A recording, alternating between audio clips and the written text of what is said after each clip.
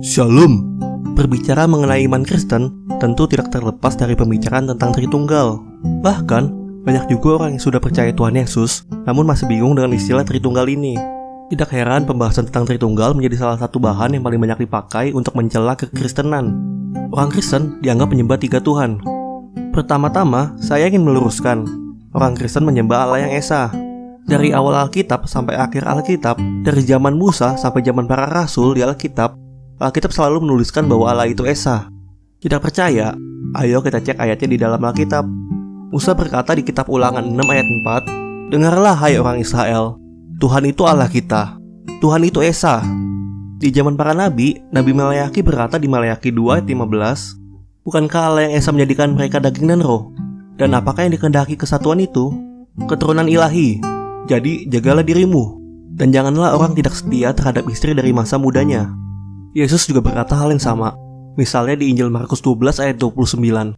Jawab Yesus, "Hukum yang terutama ialah, dengarlah hai orang Israel, Tuhan Allah kita, Tuhan itu Esa." Di Injil Yohanes 5 ayat 44 juga tertulis, "Bagaimanakah kamu dapat percaya, kamu yang menerima hormat seorang dari yang lain, dan yang tidak mencari hormat yang datang dari Allah yang Esa?" Bahkan Paulus, yang sering difitnah sudah menyesatkan ajaran Yesus dan ajaran kekristenan, juga berkata hal yang serupa, berulang kali malahan. Coba cek di 1 Korintus 8 ayat 4, tentang hal makan daging persembahan berhala kita tahu, tidak ada berhala di dunia dan tidak ada Allah lain daripada Allah yang Esa. Cek juga di 1 Timotius 1 ayat 17, hormat dan kemuliaan sampai selama-lamanya bagi Raja segala zaman, Allah yang kekal, yang tak tampak, yang Esa. Amin. Hal yang sama juga dituliskan di 1 Timotius 2 ayat 5, karena Allah itu Esa, dan Esa pula dia yang menjadikan perantara antara Allah dan manusia, yaitu manusia Kristus Yesus. Ya, jadi jelas sekali kan, kalau sebenarnya Alkitab sangat konsisten bilang kalau Allah itu Esa. Namun, Esa yang dimaksud dalam Alkitab bukanlah Tauhid, namun Tritunggal. Di dalam Perjanjian Lama, Allah dalam bahasa aslinya adalah Elohim. Elohim berasal dari bahasa Ibrani. Bahasa Ibrani sangat jelas dalam menyebutkan jika suatu objek adalah tunggal, dua, atau jamak. Elohim dalam bahasa aslinya disebutkan dalam bentuk jamak, yang artinya lebih dari 2. Jadi, apakah Allah ada banyak?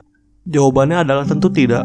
Kembali lagi ke penjelasan sebelumnya, Alkitab sangat konsisten berkata bahwa Allah adalah Esa.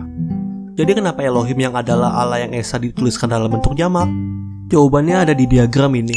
Diagram ini adalah diagram yang sering dipakai dalam penjelasan Allah Tritunggal. Di dalam diagram ini disebutkan bahwa Allah Bapa, Anak atau Yesus Kristus, dan Roh Kudus adalah pribadi yang berbeda. Namun ketiganya adalah Allah yang Esa. Allah yang Esa berarti Bapa, Anak, dan Roh Kudus adalah satu. Penjelasan ini memang sungguh membingungkan dan mungkin banyak orang bertanya-tanya di mana dasar Alkitab tentang hal ini. Langsung saja kita buka di 1 Yohanes 5 ayat 7. Sebab ada 3 yang memberi kesaksian di dalam sorga, Bapa, Firman, dan Roh Kudus, dan ketiganya adalah satu. Sebenarnya sangat jelas ya di ayat ini. Tapi banyak sekali yang menyerang dan meragukan keaslian dari ayat ini. Jadi ayo kita belajar sedikit tentang sejarah Alkitab ya. Dari abad ke-1, teks Alkitab Perjanjian Baru yang diakui adalah teks Textus Receptus. Selama berabad-abad, teks ini lain disalin dan dijaga keasliannya oleh gereja. Dari periode menulis di papirus dari abad 1 sampai abad ke-4, tulisan ansial, tulisan minuskul, sampai mesin cetak ditemukan di abad ke-15, bahkan sampai saat ini. Singkat cerita, muncullah naskah Westcott dan Hort pada tahun 1881 yang ditemukan di tong sampah karena salah kopi. Ngomong-ngomong, jika suatu naskah berakhir di tong sampah, biasanya naskah tersebut adalah naskah yang salah kopi. 2 profesor yang menemukan naskah yang salah kopi ini mengklaim bahwa Textus Receptus salah. Logika yang mereka pakai adalah karena naskah salah kopi ini lebih sedikit, jadi yang Textus Receptus itu sudah ditambahkan. Logikanya aneh sekali kan? Bagaimana mungkin teks yang sudah ada sejak abad ke-1 ini menjadi teks yang salah, sedangkan teks yang ditemukan di tong sampah adalah teks yang benar hanya karena lebih sedikit? Ngomong-ngomong lagi, 2 profesor ini salah satunya adalah penyembah setan, dan satunya lagi adalah pemuja Bunda Maria. Pemuja Bunda Maria bukan Katolik ya, karena Katolik hanya menghormati Bunda Maria. Banyak sekali teks yang diubah bahkan dihilangkan dari teks aslinya Textus Receptus. Tujuannya satu, untuk melemahkan doktrin Kristen. Ya benar, di naskah Westcott dan Hort tidak ada kata-kata di dalam sorga, Bapa, Firman, dan Roh Kudus, dan ketiganya adalah satu. Jadi jelaskan dasar firmannya dan jelaskan kalau ternyata firman itu adalah firman yang asli. Sekarang saya akan mencoba untuk menjelaskan tentang Allah Bapa, Yesus Kristus, dan Roh Kudus satu persatu. Yang pertama adalah Allah Bapa. Namun sepertinya ini tidak perlu dijelaskan lagi karena sepertinya semua sudah setuju bahwa Allah Bapa adalah Allah. Lalu, apakah ada dituliskan bahwa Yesus adalah Allah? Jawabannya tentu saja ada. Misalnya di Injil Yohanes 1 ayat 1 dan 14. Di ayat 1-nya, pada mulanya adalah firman, firman itu bersama-sama dengan Allah, dan firman itu adalah Allah. Ayat 14-nya, firman itu telah menjadi manusia dan diam di antara kita. Dan kita telah melihat kemuliaannya, yaitu kemuliaan yang diberikan kepadanya sebagai anak tunggal Bapa, penuh kasih karunia dan kebenaran. Di dalam Injil Yohanes 10 ayat 30, ditegaskan lagi bahwa Yesus dan Allah Bapa adalah satu. Aku dan Bapa adalah satu. Untuk penjelasan lebih mendalam mengenai ketuhanan Yesus, silakan buka video kita sebelumnya. Klik di sini untuk membuka videonya. Bagaimana dengan Roh Kudus? Sebenarnya jika mau dijelaskan lebih detail, hasilnya akan sangat panjang. Jadi, akan saya coba jelaskan secara singkat melalui ayat di dalam Alkitab. Coba kita lihat di Kisah Para Rasul 5 ayat 3 dan 4. Tetapi Petrus berkata, Ananias, mengapa hatimu dikuasai iblis, sehingga engkau mendustai Roh Kudus dan menahan sebagian dari hasil penjualan tanah itu? Selama tanah itu tidak dijual, bukankah itu tetap kepunyaanmu? Dan setelah dijual, bukankah hasilnya itu tetap dalam kuasamu? Mengapa engkau merencanakan perbuatan itu dalam hatimu? Engkau bukan mendustai manusia, tetapi mendustai Allah. Kita bisa lihat di sini, kalau mendustai Roh Kudus disamakan dengan mendustai Allah. Lebih jauh lagi, di Injil Markus 3 ayat 39 dituliskan, tetapi apabila seorang menghujat Roh Kudus, ia tidak mendapat ampun selama-lamanya, melainkan bersalah karena berbuat dosa kekal. Sama dengan yang terdapat di Injil Lukas 12 ayat 10, setiap orang yang mengatakan sesuatu melawan anak manusia, ia akan diampuni. Tapi barang siapa menghujat Roh Kudus, ia tidak akan diampuni. Di dalam Alkitab, ada satu dosa yang tidak dapat diampuni, yaitu dosa menghujat Roh Kudus. Kenapa dosa ini tidak dapat diampuni? Jawabannya sederhana, karena jika kita menghujat atau menolak Roh Kudus, itu sama juga dengan kita menolak Allah. Jadi jelas kalau Roh Kudus itu merupakan pribadi Allah itu sendiri. Secara singkat, saya ulang lagi penjelasannya. Allah Bapa adalah Allah, Yesus Kristus adalah Allah, Roh Kudus adalah Allah. Ketiganya adalah Allah yang Esa, Allah yang satu. Namun, Allah Bapa, Yesus Kristus, dan Roh Kudus adalah pribadi yang berbeda. Ketiga pribadi mempunyai sifat yang sama dan kuasa yang sama, yaitu Maha Tahu, Maha Kuasa, dan Maha Hadir. Banyak yang bilang hal ini tidak masuk akal. Banyak yang bertanya-tanya, apakah Allah punya 3 kepribadian? Banyak juga orang yang berusaha untuk memahaminya dengan berbagai macam analogi. Analogi yang paling sering kita dengar, salah satunya adalah bagaimana seorang anak di lingkungan rumahnya merupakan anak, di sekolah dia merupakan murid, dan di lingkungannya merupakan teman. Analogi ini sama sekali tidak menjelaskan tentang Allah Tritunggal. Pada dasarnya, anak itu adalah satu, hanya mempunyai 3 fungsi. Bapa, Anak, dan Roh Kudus, selain memiliki fungsi yang berbeda, juga merupakan pribadi yang berbeda. Allah Tritunggal bukan merupakan satu Allah dengan 3 fungsi. Ada juga yang menggambarkan Allah Tritunggal seperti air dalam wujud es, cair, dan uap. Hal ini juga sama sekali tidak menggambarkan Allah Tritunggal. Karena Allah Tritunggal bukanlah Allah yang berubah-ubah wujud. Analogi lainnya yang sering digunakan adalah bagaimana manusia terdiri dari tubuh, jiwa, dan roh, namun tetap satu. Perumpamaan ini juga kurang pas menurut saya karena tubuh, jiwa, dan roh merupakan bagian dari manusia. Bagian dari manusia bukanlah manusia itu seutuhnya. Jika hanya tubuh saja atau jiwa saja atau roh saja, maka bukanlah manusia itu sendiri. Jadi sangat berbeda dengan Allah Tritunggal. Allah Bapa, Yesus Kristus, dan Roh Kudus bukanlah bagian dari Allah. Setiap pribadi adalah Allah itu sendiri. Apakah tambah tidak masuk akal? Ayo coba kita cek di Yesaya 46 ayat 5. Kepada siapakah kamu hendak menyamakan aku, hendak membandingkan dan mengupamakan aku, sehingga kami sama? Ya, kita tahu Allah adalah pribadi yang supranatural. Kita percaya kepada Allah saja sebenarnya tidak masuk akal. Hanya karena kasih karunia oleh iman kita yang dapat membuat kita percaya kepada Allah. Tidak ada satupun hal yang di dunia ini yang dapat menyamai Allah. Inilah mengapa kita menjadi sangat sulit dalam mengerti Allah Tritunggal. Lalu yang jadi pertanyaan adalah, apakah benar-benar tidak ada penjelasan yang masuk akal? Pada bagian ini saya akan mencoba menjelaskan menurut apa yang saya dapatkan dari Tuhan Yesus melalui apa yang saya baca di Alkitab dan apa yang Tuhan Yesus katakan kepada saya.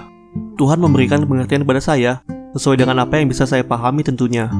Bisa saja kamu atau orang lain memahami Tritunggal ini dengan cara yang berbeda. Jadi pada bagian ini jangan didebat ya. Sebenarnya ada beberapa petunjuk yang Tuhan Yesus berikan di Alkitab. Misalnya seperti yang tertulis di Yohanes 17 ayat 21-24. Ayat 21, supaya mereka semua menjadi satu, sama seperti engkau ya Bapa, di dalam aku dan aku di dalam engkau, agar mereka juga di dalam kita, supaya dunia percaya bahwa Engkaulah yang telah mengutus aku. Ayat 22, dan aku telah memberikan kepada mereka kemuliaan yang Engkau berikan kepadaku supaya mereka menjadi satu, sama seperti kita adalah satu. Ayat 23, aku di dalam mereka dan Engkau di dalam aku supaya mereka sempurna menjadi satu, agar dunia tahu bahwa Engkau yang telah mengutus aku dan bahwa Engkau mengasihi mereka, sama seperti Engkau mengasihi aku. Ayat 24, ya Bapa, aku mau supaya dimanapun aku berada, mereka juga berada bersama-sama dengan aku. Mereka yang telah Engkau berikan kepadaku, agar mereka memandang kemuliaanku yang telah Engkau berikan kepadaku. Sebab Engkau telah mengasihi aku sebelum dunia dijadikan. Apakah ada yang mendapatkan sesuatu dari ayat-ayat ini? Coba kita baca juga di 1 Yohanes 4 ayat 8-10. Barang siapa tidak mengasihi, ia tidak mengenal Allah. Sebab Allah adalah kasih. Dalam hal inilah kasih Allah dinyatakan di tengah-tengah kita, yaitu bahwa Allah telah mengutus anaknya yang tunggal ke dalam dunia, supaya kita hidup olehnya. Inilah kasih itu, bukan kita yang telah mengasihi Allah, tetapi Allah yang telah mengasihi kita dan yang telah mengutus anaknya sebagai pendamaian bagi dosa-dosa kita. Jika masih bingung, saya akan mencoba untuk menjelaskan sesingkat mungkin. Jadi, Allah adalah kasih. Allah pada mulanya sebelum dunia dijadikan, ada bersama-sama dengan firman-Nya dan Roh Kudus dalam suatu persekutuan kasih.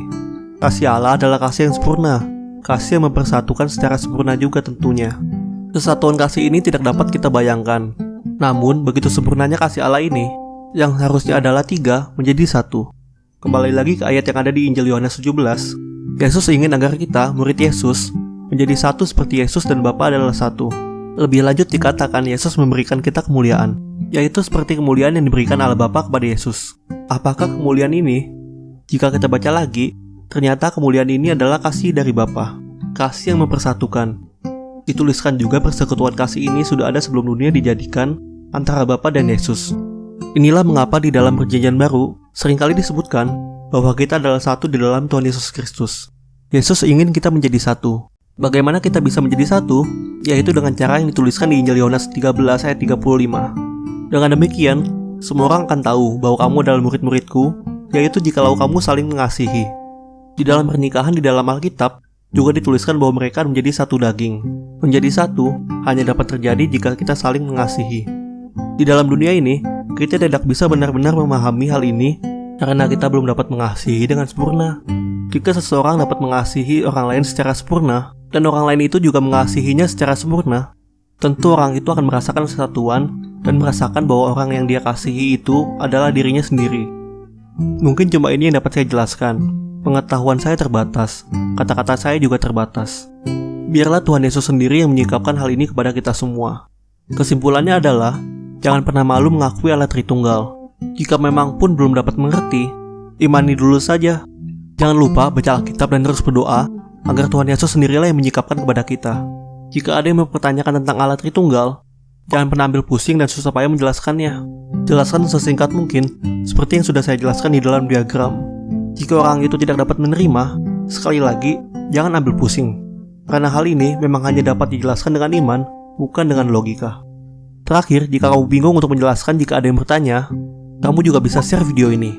Dan berdoalah agar mereka yang menonton video ini dapat mengerti mengenai Allah Tritunggal.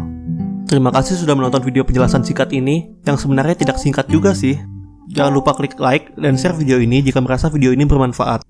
Klik subscribe juga agar tahu jika ada video-video kita yang lain. Tuhan Yesus memberkati. Bingung? Tanya Alkitab aja.